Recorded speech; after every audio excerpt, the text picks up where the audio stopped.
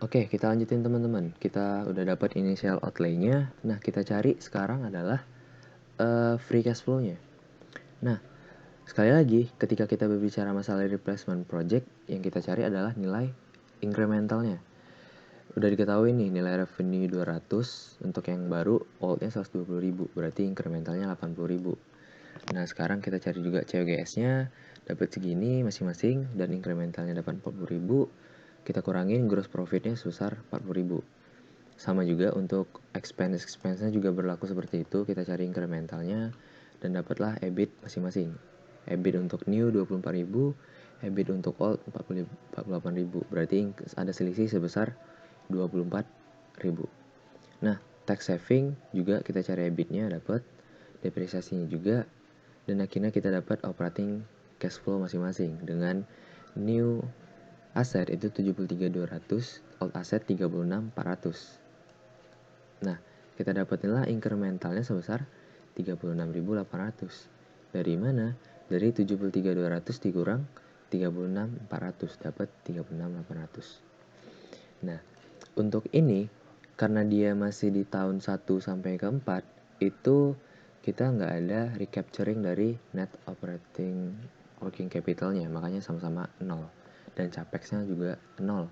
Makanya free cash flow untuk tahun 1 sampai 4 untuk new asset adalah 73.200, untuk old asset sebesar 36.400.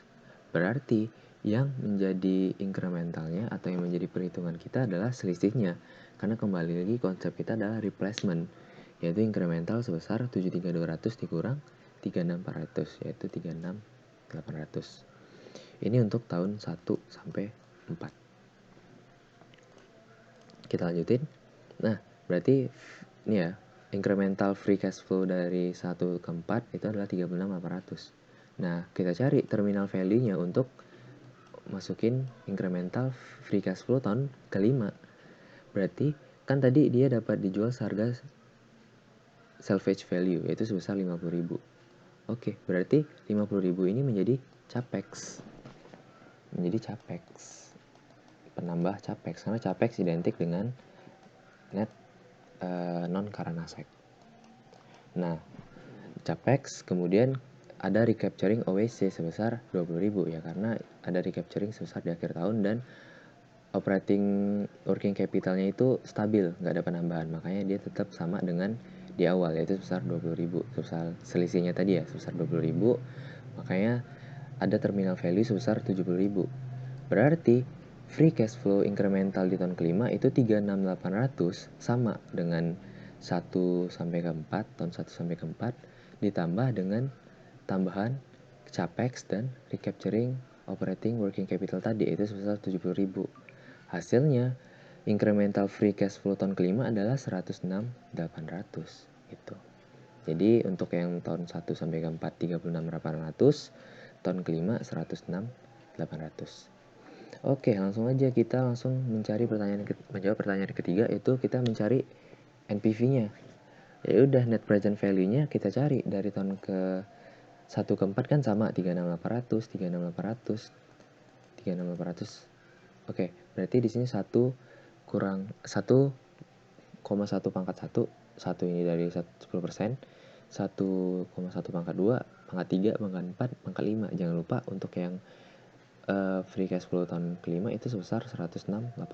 Ini ya, kita masukin ke sini. Jangan lupa terakhir kita kurangin initial outlay yang udah kita cari di poin A.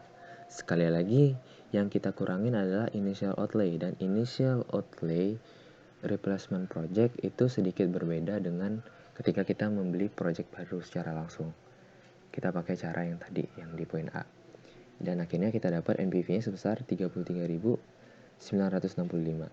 Karena NPV-nya positif, berarti replacement project ini kita ACC. Artinya perusahaan meng-ACC replacement project dengan penggantian mesin lama ke mesin baru gitu intinya. Oke, kita lanjutin ke video selanjutnya.